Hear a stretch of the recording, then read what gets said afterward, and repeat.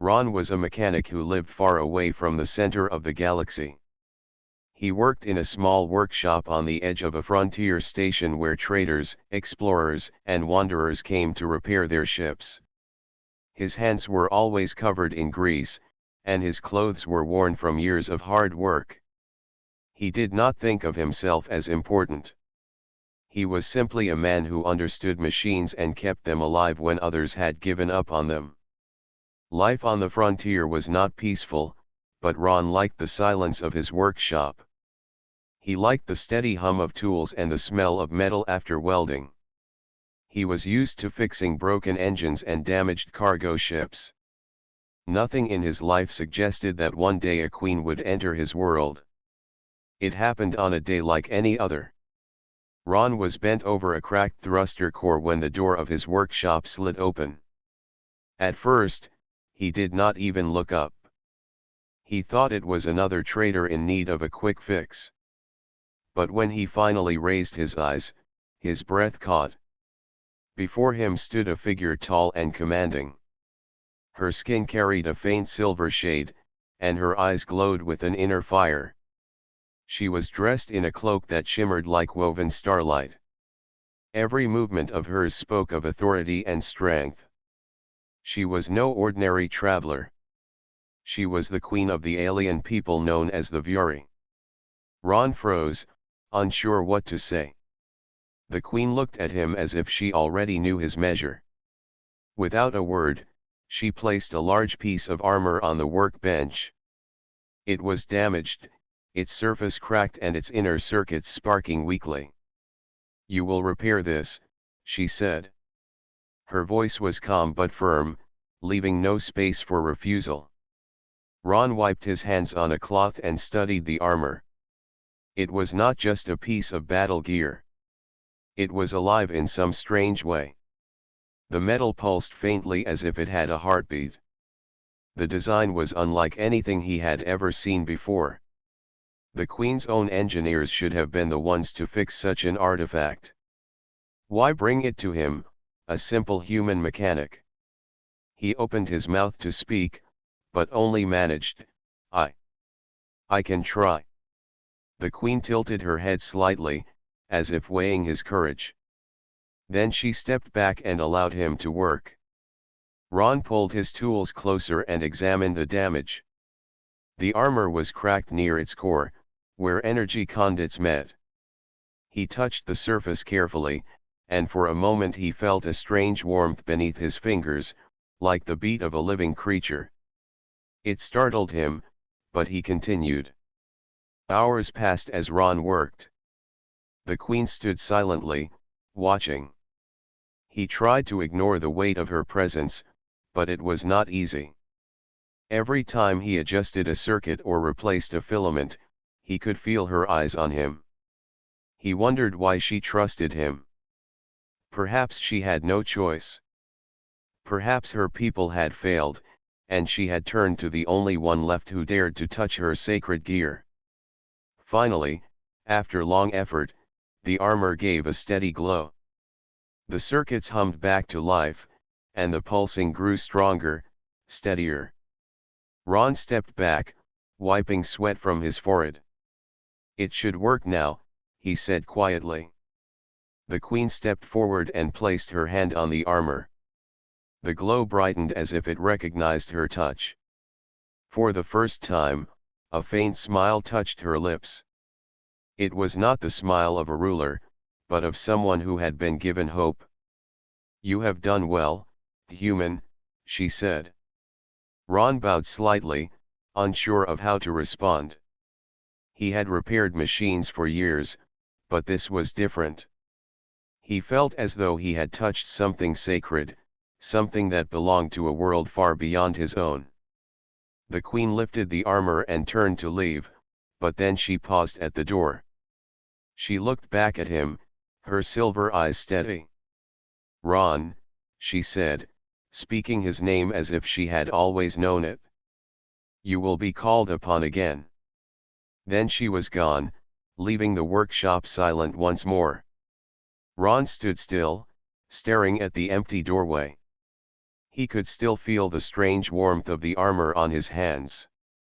He had no idea what the Queen truly wanted from him, but he knew his life was no longer ordinary. Something had begun, something larger than himself, and he was caught in it without understanding why. As he returned to his bench, the hum of his tools no longer felt the same. The sound carried with it the memory of her voice, the weight of her gaze, and the mystery of why a queen would choose him. That night, as the stars shone outside the station, Ron lay awake. His thoughts kept returning to the queen and her armor that seemed alive. A strange feeling grew within him. It was not fear, though danger surrounded her. It was not pride, though she had spoken his name.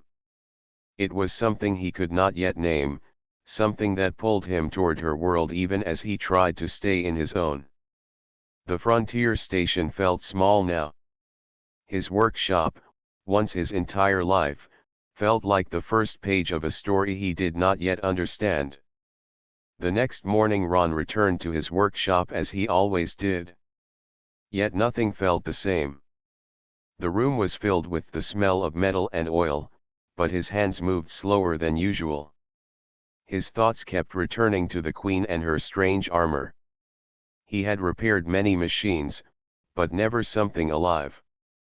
The armor's faint heartbeat, its glow when touched, the way it seemed to respond to him, it unsettled him.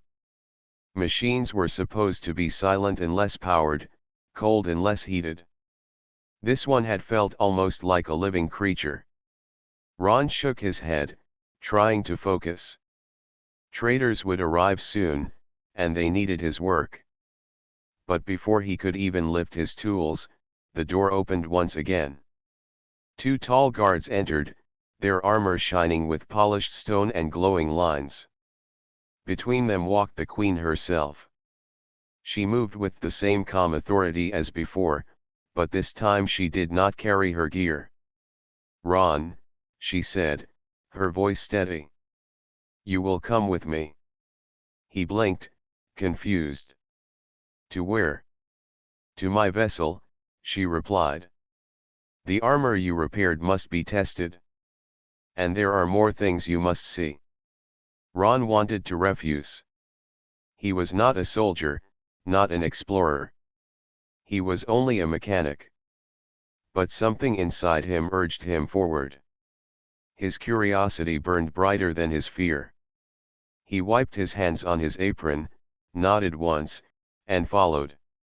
The Queen's vessel was nothing like the small ships Ron had repaired.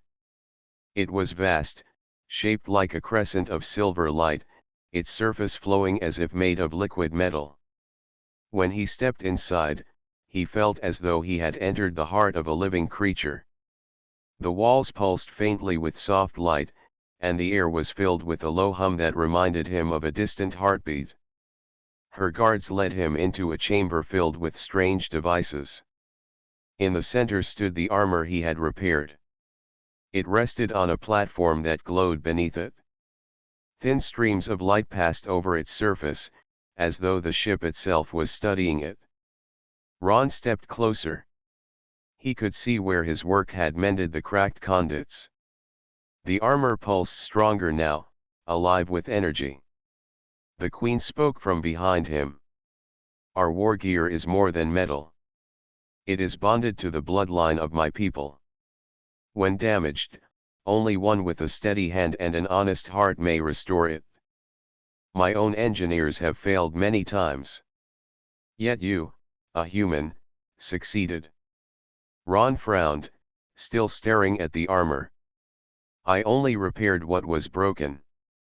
Circuits and conduits. Nothing more." Her voice grew softer. "And yet it lives again because of you. Do you not feel it?" He hesitated. The truth pressed on his mind. He had felt it, the strange warmth beneath his fingers, the pulse like a heartbeat. He had felt it more strongly than any machine should allow. But to admit it would make him sound like a dreamer, not a mechanic. "I felt something," he said at last. "I do not understand it. The queen stepped closer, her silver eyes fixed on him. That is enough. Understanding will come later. She raised her hand, and the armor lifted from the platform, floating through the air. It circled slowly, then opened as if inviting her inside.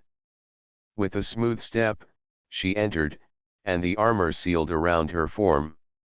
The glow of the armor brightened, spreading across its surface like fire through glass.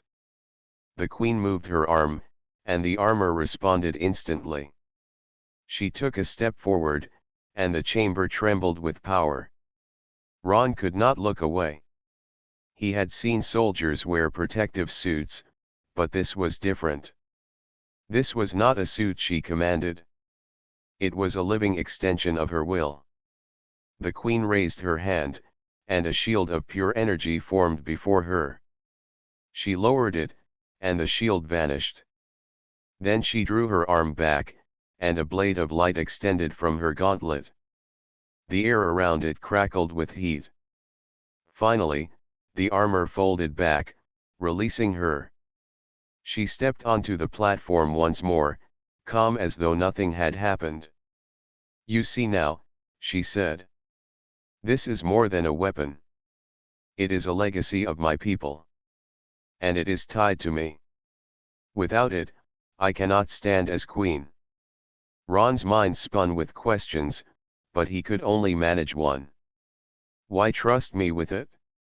For the first time, her eyes softened. "Because the machine answered you. Because it let you touch what it has refused from others. It accepts you." Ron shook his head. "I am no warrior. I only fix what is broken." "Perhaps," she said. "But even a machine knows the difference between hands that heal and hands that destroy. That is why I brought you here." He looked again at the armor, still glowing faintly on the platform. His chest tightened. The queen's words unsettled him. He had always thought of himself as ordinary. Yet now he was standing inside a living ship, watching a queen step into armor that responded like a living thing, and she claimed it trusted him. The chamber door opened, and one of the guards entered quickly. He bowed to the queen and spoke in a low voice. "My queen, the council grows restless. They question your choice to involve a human." The queen's gaze hardened, but she did not turn from Ron. "Let them question. They will see the truth soon enough." The guard bowed again and left. Ron exhaled slowly. "Your people do not want me here." Her lips curved in the faintest smile. "That is their weakness, not yours. Fear blinds them. I see further." He did not know what to say. He felt both honored and burdened by her words. The weight of her trust pressed heavily on his shoulders. The queen gestured to the platform. "There will be more repairs to come. The armor is strong, but the wars are endless. When the time comes, you will be called again. Until then, remain ready." Ron lowered his head slightly in agreement. He was only a mechanic, yet somehow his path was being pulled into a world of queens, living machines, and politics he could barely understand. As the queen and her guards led him back to his workshop, Ron's thoughts churned. He did not know why the armor had accepted his hands, or why the queen had chosen him instead of her own kind. But deep inside, a small spark of pride grew. Maybe he was more than a man who fixed broken engines. Maybe, just maybe, he had touched something greater, something that would change not only his life but the fate of more than one world. Days passed quietly for Ron after his visit to the Queen's vessel. He returned to his workshop, repaired broken cargo ships, and listened to the usual complaints of traders. Yet every sound and every movement around him felt different now. He had seen things no other mechanic on the station had seen. He had touched a piece of armor that lived and breathed. He had stood inside the ship of a queen. Still, he told no one. How could he? Who would believe him? To most, he was only Ron, the quiet human who worked with grease and tools. If he spoke of living armor and silver-eyed queens, they would laugh or call him mad. So he kept his silence and worked as he always had, though his mind never left that glowing armor. One evening, as he closed the doors of his workshop, a shadow fell across the entrance. He looked up and found the Queen's guards standing there once more. Without words, they motioned for him to follow. His chest tightened, but he obeyed. They led him through the station's corridors, where people stared at the sight of a simple mechanic walking beside royal guards. Whispers followed him, but he kept his eyes forward. At last, they reached a wide chamber lined with banners of silver and deep blue. At its center stood the Queen upon a raised platform. The room was filled with nobles of her people. Their robes shimmered like flowing water, and their eyes glowed faintly in the dim light. They stood in clusters, whispering among themselves, their gazes sharp and cold when they fell on Ron. He felt their judgment pressing on him like heavy chains. The Queen raised her hand, and silence spread across the chamber. Her voice carried easily, calm yet commanding. People of the Vuri, you know of the armor that has served our line for generations. You know of its silence and its failing heart. And you know that none among you could bring it back to life. The nobles lowered their eyes but said nothing. The Queen continued. This human, Ron, repaired what could not be repaired. His hands touched the heart of our legacy, and it answered him. Without him, I would stand weakened before you. With him, I stand whole. Her words sent a stir through the chamber. Ron felt heat rise in his face. He wanted to shrink away, but the Queen's steady voice held him in place. Then, before the eyes of all, she turned toward him. Her silver gaze locked with his, and her next words rang out like a blade drawn in battle. I call him consort. The chamber erupted in gasps. The nobles whispered fiercely, their voices sharp as broken glass. Some looked shocked, others furious. A few looked fearful. The word she had spoken was heavy with meaning. Consort was not a servant. Consort was not even a favored guest. Consort was a partner, one who stood at the Queen's side. Ron's heart pounded. He had no words, no understanding of why she would call him that. He was no prince, no warrior, not even a leader. He was only a mechanic. The Queen raised her hand again, and silence returned. He has earned this place not by blood but by action. He gave life where others gave failure. And for this, I honor him. A tall noble stepped forward, his eyes glowing with anger. His robe was edged with crimson, marking him as one of high rank. He bowed stiffly before the Queen, but his voice was sharp when he spoke. My Queen, forgive my boldness, but this cannot be. A human cannot hold such a title. He is an outsider, unworthy of the bond you speak. The Queen's gaze hardened. It is not for you to decide worthiness. The armor itself answered him. Do you deny what your own eyes have seen? The noble's mouth tightened, but he did not answer. He stepped back, though the anger in his eyes did not fade. Ron stood frozen, unsure what to do. He wished he could disappear, but every gaze in the chamber was locked on him.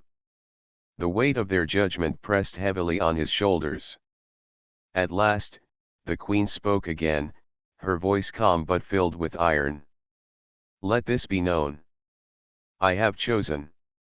Speak against him, and you speak against me. The nobles bowed, though many did so reluctantly. The ceremony ended, and the nobles began to drift away in small groups, whispering to one another. Their eyes still burned with disapproval when they glanced at Ron, but none dared speak further in the queen's presence. When the chamber was nearly empty, Ron finally found his voice. "Why did you call me that?" His voice was low, almost a whisper, but it carried in the quiet hall. The queen turned to him, her silver eyes calm. "Because it is the truth." "I am not your equal," Ron said quickly. "I am not a noble, not a warrior. I do not belong in your court." The queen stepped closer, her presence steady. "You repaired what none of my people could repair. You touched the armor, and it lived. You stood in the heart of my ship, and you did not falter. That is worth more than titles." Ron shook his head, but her gaze did not waver. "You will understand in time," she said. "For now, stand as you are. Let them whisper. Let them doubt. What matters is not their approval but the bond that has already been forged." Her words sank into him like roots, steady and unshakable. Yet even as he tried to hold onto them, fear lingered in his chest. He could feel the anger of the nobles. He knew they would not let this pass without struggle. That night, when Ron returned to his workshop, he sat in silence. His hands rested on the workbench, but he did not reach for his tools. His mind replayed the ceremony again and again. The queen's steady voice.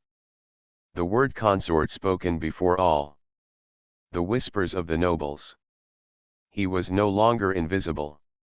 His quiet life had ended the moment she had spoken his name in her court. Now, whether he wanted it or not, he was tied to her world.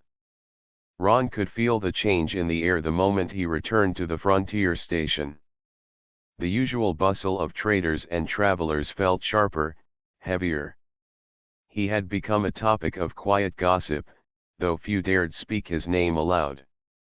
He was now the human consort, a title that carried weight and danger in equal measure. The queen had returned to her duties aboard her ship, leaving him behind for now, but her presence lingered in his thoughts. The memory of her silver eyes, steady and unyielding, haunted him as he worked. Every machine he repaired now seemed smaller, every task ordinary. He wanted to focus on his work, yet he could not escape the feeling that something dark was growing. He learned quickly that not everyone in the Viuri court had accepted the queen's decision. Whispers had begun to spread, quiet words at first, then more daring claims. Some nobles believed a human could never be trusted with such a role. Others thought the queen's choice showed weakness. And a few spoke of rebellion, of challenging her rule while she placed trust in an outsider. One evening, as Ron repaired a cargo generator for a visiting trader, a figure slipped into his workshop. It was a messenger, thin and cautious, his eyes darting toward the door. "You are Ron," the messenger whispered. "I bring a warning. The council does not like you. Some plan to remove the queen. Some even talk of harming you first." Ron felt his chest tighten. "Why tell me this?" The messenger looked around nervously. "Because you are tied to her now. If they succeed, you will be blamed or worse. You should leave." Ron shook his head. "I cannot run. I have not done anything wrong. But they will not see it that way. They fear your presence, your skill, and the queen's trust. You must be careful." The messenger left as quietly as he came, leaving Ron alone with the weight of his new reality. Fear pressed against him, but so did a strange sense of determination. He had repaired the queen's armor, stood in her ship, and survived the ceremony. He would not flee because others were afraid. The following day, he received a summons from the queen herself. She met him aboard her vessel, her silver eyes calm, but with a sharpness he had not seen before. "You have heard the whispers," she said. "I have," Ron admitted. "They plan against you, and perhaps against me." Her gaze was steady. "Then we prepare. Fear is natural, but it must not control us. You repaired my armor once. You can be trusted to help protect it again, if needed." Ron felt the weight of her words. He was no warrior, yet here she asked him to stand beside her against unknown threats. The thought was frightening, but also stirring. A fire lit within him, a sense that he was part of something larger than his small workshop. Days passed in tense preparation. Ron learned more about the armor, studying its systems in detail. The Queen's engineers watched him warily, their distrust clear, but they could not deny his skill. Every adjustment he made strengthened the armor, and in turn, strengthened the Queen. The whispers of rebellion grew louder, carried by shadows and secret channels.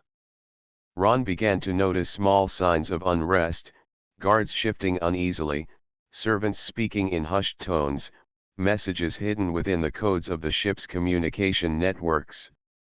The Queen's choice of him as consort was not universally accepted, and many viewed him as a threat rather than an ally. One evening, as Ron worked late in the armor chamber, he heard movement behind him. He turned to see a young Vuori officer standing quietly in the doorway. "You are Ron," the officer said softly. "I have served the Queen for many years. I have seen others fail, but you succeed where no one else can. You must know that danger grows." Ron nodded. "I know. I do not understand why they fear me so much, but I cannot leave her side. Not now." The officer stepped forward. "Few humans would do what you do. You have courage. The Queen trusts you, and that is why they fear you. If you are willing, I can show you how to defend her and yourself without stepping into battle unprepared." Ron agreed. For the first time, he realized that skill alone would not be enough. He needed knowledge, awareness, and understanding of the politics and tactics of the court. Together, Ron and the officer began training in secret. He learned the basics of the Queen's defensive technology, how to activate energy barriers, and how to anticipate attacks on her vessel. He learned to think beyond machines, to understand strategy and positioning. His hands were still more skilled with tools than weapons, but his mind was growing sharper. Still, the whispers never ceased. Ron could feel the tension whenever he walked through the corridors of the station or visited the Queen's chambers. Eyes followed him, some curious, some hostile, some plotting. He could not trust everyone, but he did not retreat. One night, as he studied the armor's interface alone, he felt a subtle vibration beneath his fingers. The armor's pulse was stronger, almost like a heartbeat warning of approaching danger. He realized that the machine itself was aware, responding not only to repair but to the intentions around it. Ron thought of the Queen. She had placed her trust in him, and now it was his responsibility to honor that trust. Fear still pressed on him, but it was accompanied by determination. He would not be a silent witness to rebellion or betrayal. He would act, and he would protect her. By the time the first signs of rebellion appeared in open form, Ron had prepared as best he could.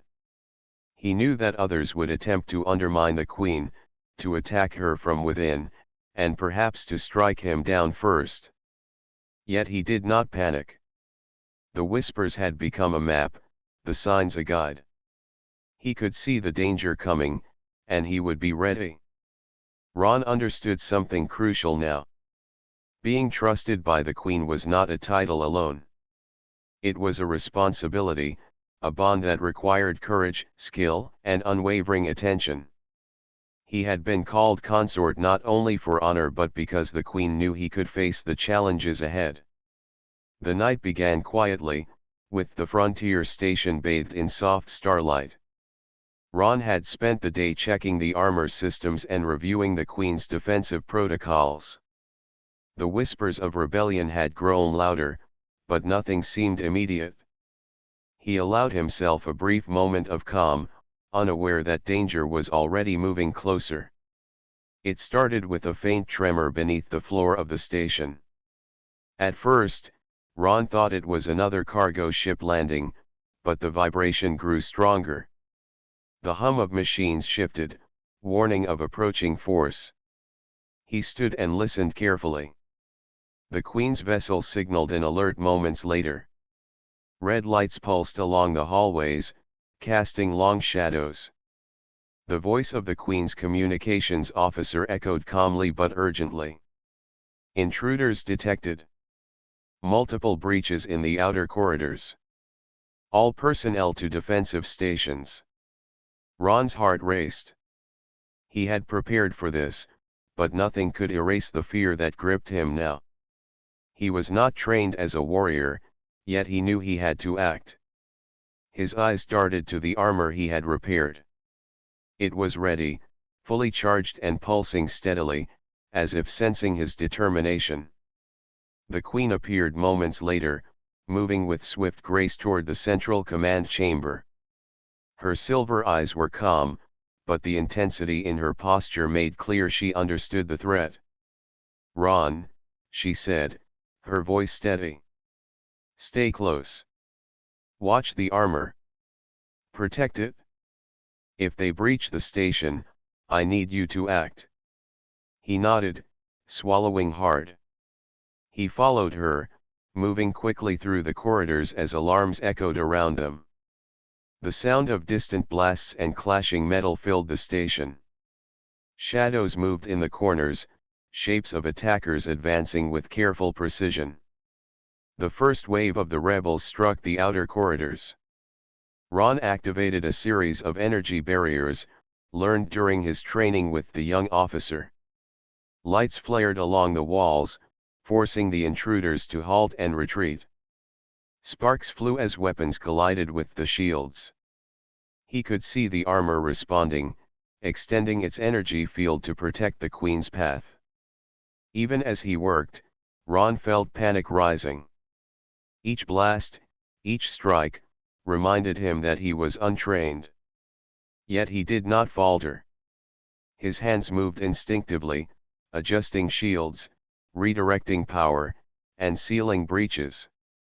The armor itself seemed to respond to his touch, glowing brighter whenever he focused, as though recognizing the intent behind his actions. The Queen moved through the station with unmatched skill. Her presence inspired those around her, and her own guards rallied to keep her safe. Ron watched as she struck with precision, her energy blade slicing through barriers and disarming attackers without hesitation. He realized that she was not just a ruler but a warrior, strong and relentless. The rebels were clever, striking from multiple angles and attempting to isolate her from the defenses. One group approached from a side corridor, intending to ambush Ron and the armor. He reacted quickly, deploying a defensive pulse that threw them off balance. The rebels scrambled, some retreating while others tried to regroup. Ron's heart pounded, but he noticed something remarkable. The armor's response to his touch was faster than he expected. Circuits glowed, energy flowed more efficiently, and its movements became almost instinctive. It was as if the armor was alive not only because of its design but because of the trust it now placed in him. The Queen turned toward him briefly, her silver eyes meeting his. "You are doing well," she said calmly. "Do not stop. Keep it steady." Encouraged by her words, Ron focused even harder. He adjusted the shields, reinforced the energy channels, and synchronized the armor's systems with the station's defenses. Each attack from the rebels met resistance, and slowly, the tide began to shift. A sudden explosion rocked the central chamber. Dust and debris filled the air, and Ron coughed, struggling to see. One of the attackers had breached an inner door, attempting to reach the queen directly. He reacted instinctively, pushing a surge of energy into the armor.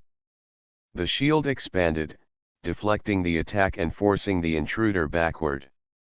The queen seized the moment, moving with lightning speed. Her energy blade struck, disarming the intruder and driving them back toward the outer corridors. Ron could see the fear in their eyes as they realized the combined force of the queen and the armor they had underestimated. Despite the chaos, Ron noticed a strange clarity within himself. Fear still lingered, but it was accompanied by a calm determination. He realized that he was not just protecting a piece of metal or a title.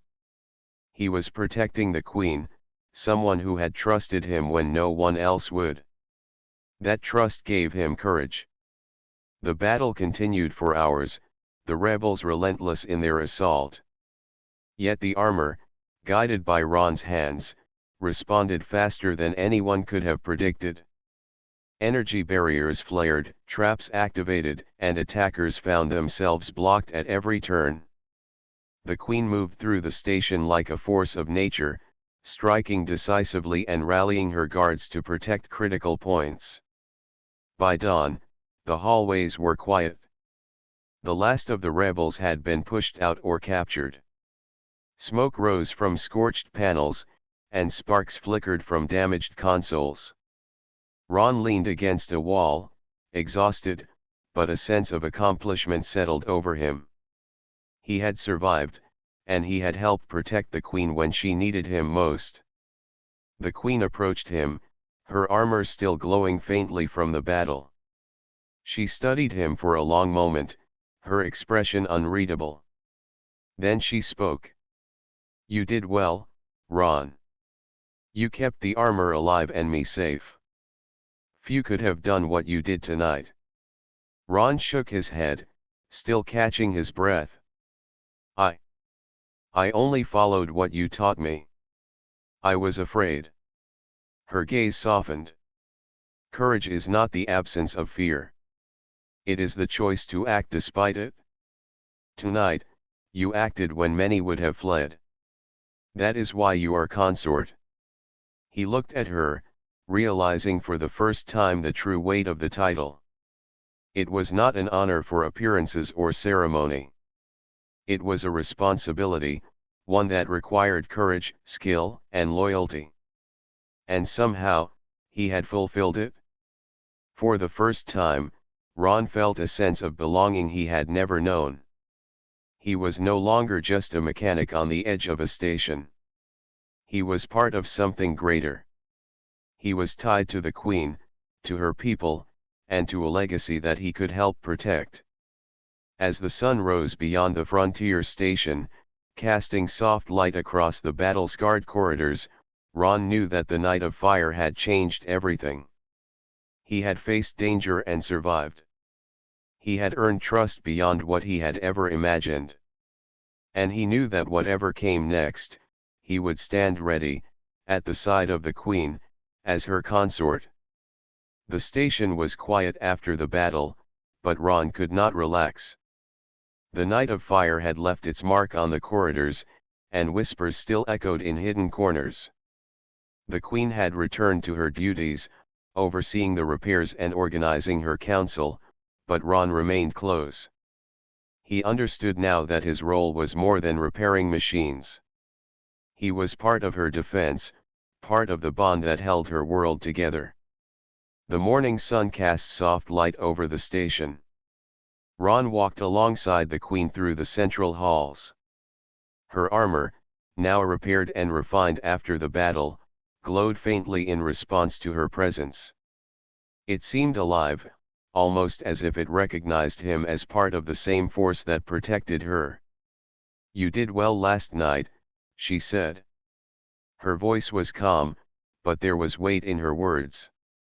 "Many will speak of my strength, but they will not see what you did.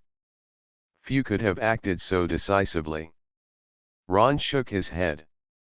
I only did what I had to. I am no warrior. I am just a mechanic.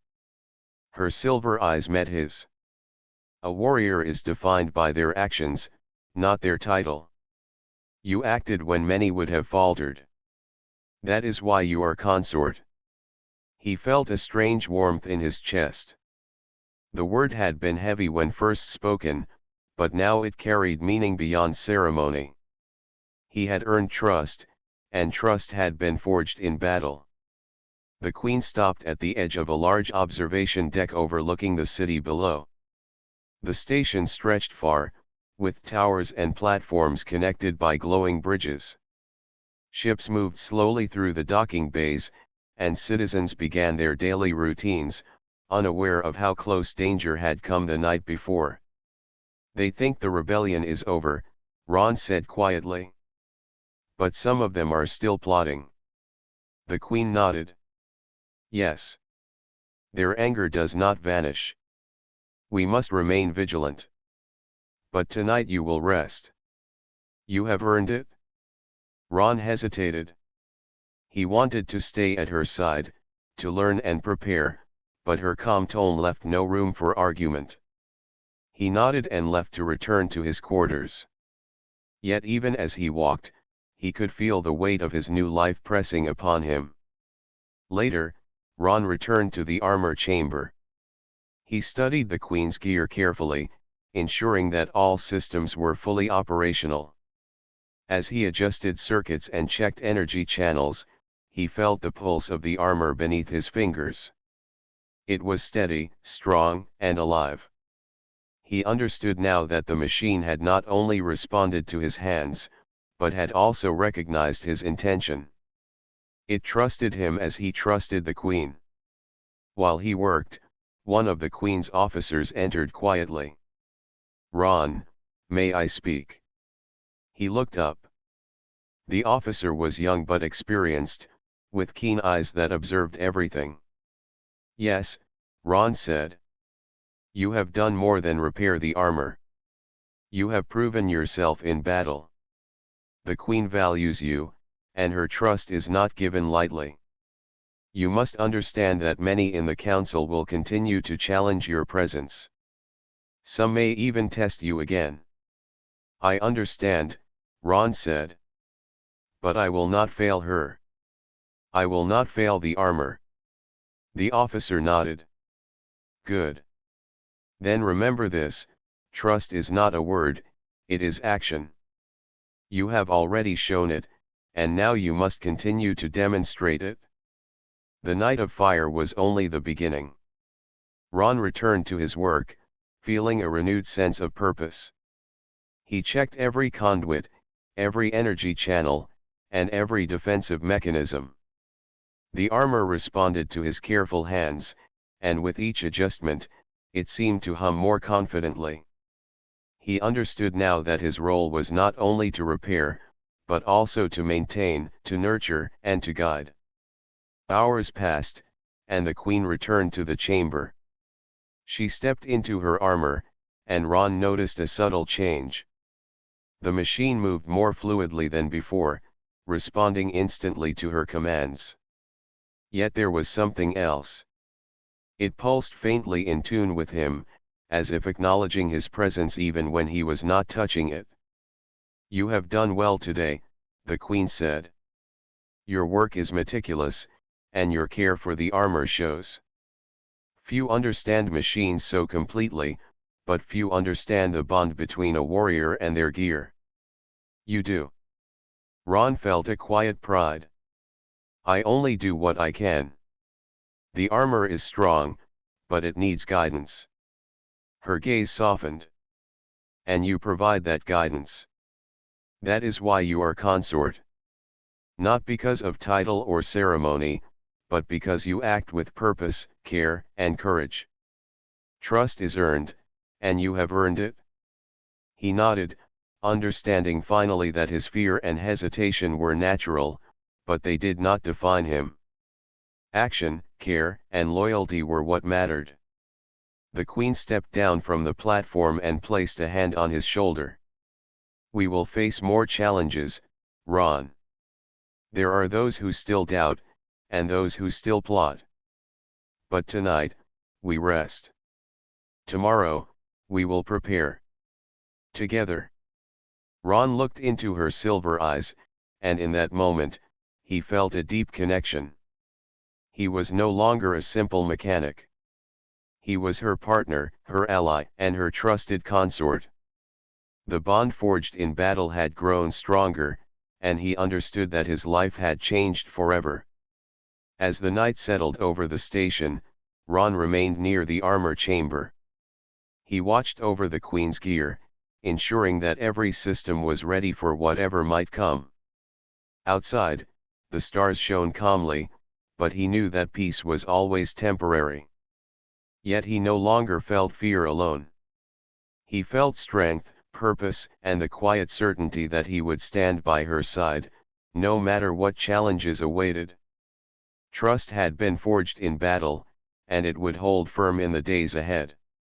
Ron understood now that courage was not the absence of fear, but the decision to act despite it. He had chosen to act, and in doing so, he had proven himself. The frontier station had begun to recover from the rebellion. Repairs were underway, corridors cleaned of debris, and systems restored. Traders and travelers returned cautiously, aware of the danger that had passed but also of the strength that had held the station together. Ron walked through the halls beside the Queen.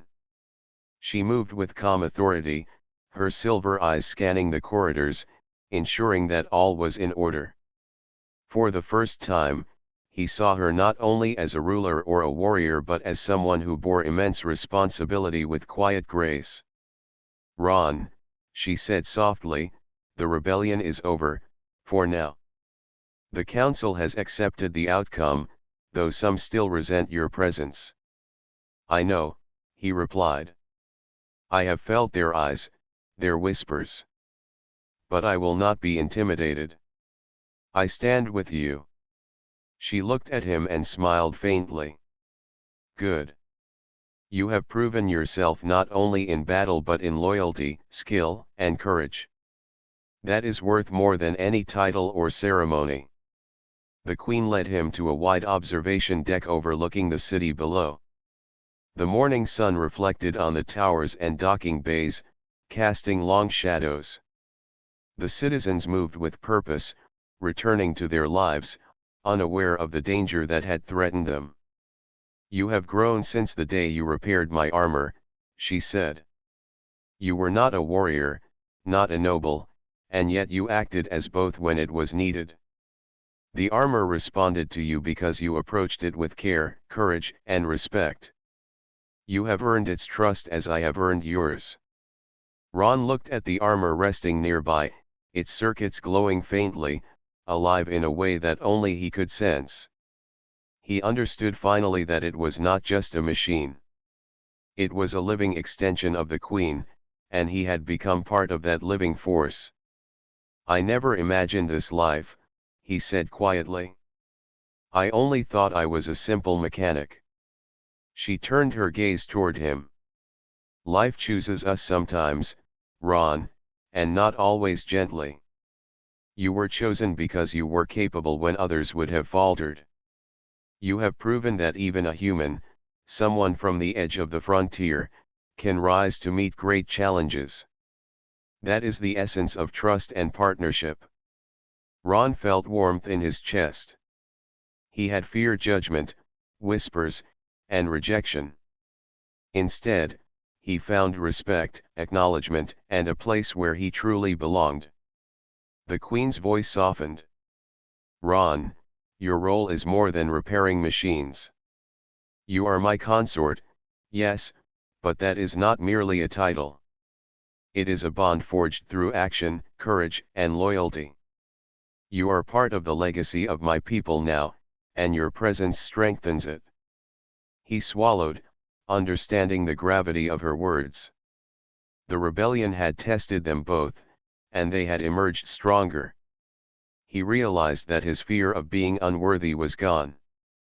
What remained was a determination to continue standing by her side, to meet every challenge with the same courage and care he had shown before. As they walked through the halls together, they encountered members of the council and guards. Some nodded respectfully, others whispered quietly, but all recognized the bond between the queen and the human mechanic. It was clear now that their connection was not superficial or symbolic. It was real, forged in trials and danger, strengthened by trust and action. In the quiet moments that followed, Ron found himself thinking not only of duty but of loyalty and partnership. He had never imagined a life beyond his workshop, yet here he was, standing beside a queen whose trust he had earned. The armor had responded to his hands, yes, but more importantly, he had learned to act with integrity and courage. That was what truly mattered. The queen paused at the edge of the observation deck. "Look at the city," she said. "These people rely on strength and wisdom to protect them. You have contributed to that, Ron. Not as a noble, not as a warrior, but as someone who acted when it was necessary. That is the measure of true courage." He nodded silently. He realized that titles and rank were only important to those who valued ceremony over action. The real bond was built on trust, courage, and mutual respect. He had gained that, and the queen had chosen to honor it. "Tonight," she continued, "we celebrate not with words or ceremony alone, but with the knowledge that we stood together, protected our people, and overcame danger. Your role in that cannot be denied, Ron. You are my partner in this." Ron looked at her and felt a calm certainty. He had feared the unknown, feared the court, and feared failure. Yet he had acted. He had protected the armor, the queen, and the station. And in doing so, he had proven that courage and loyalty could overcome fear and doubt. The sun climbed higher, casting golden light across the station. Citizens below moved with purpose, their lives continuing after a night of chaos. Ron realized that his quiet life as a mechanic had ended, replaced by one filled with responsibility, partnership, and honor. The queen placed her hand briefly on his shoulder. "Ron, trust is not built in a single day, nor is it broken easily once earned. You have earned mine, and I have earned yours. Together, we are stronger than we could be alone. Remember that." He nodded, feeling the weight and the strength of her words. They had faced danger, conspiracies, and fear. They had acted as one, and the bond they shared had grown stronger through trial and trust. As they stood together, watching the city awaken, Ron knew that life would bring new challenges. Rebellions could rise again, dangers could appear, and whispers of doubt might persist. Yet he no longer felt fear as he once had. He knew that he had a place beside the queen, not because of a title alone, but because he had acted with courage, care, and loyalty. He had earned the bond. And the queen had recognized it. For the first time, Ron understood what it truly meant to be consort. Not a mere title, but a role that demanded courage, wisdom, and integrity. He had proven himself in the fires of battle, in the trust of a queen, and in the heart of living machines. The station was calm now. The people moved in safety. The queen's armor rested, fully charged, as if sensing the peace that had returned. Ron stood beside it, beside her, and beside the quiet certainty of a life changed forever. In that moment, he felt a connection that went beyond titles, beyond politics, and beyond fear. It was a bond forged in fire, strengthened by trust, and sealed by action. And he knew that no matter what came next, he would stand at her side, ready for the challenges, ready for the trust, and ready for the bond that would guide them both into the future. Ron, once a simple mechanic, was now part of something far greater than himself. He had been tested, he had acted, and he had been recognized. That was more than a title. That was belonging, courage, and the promise of the future.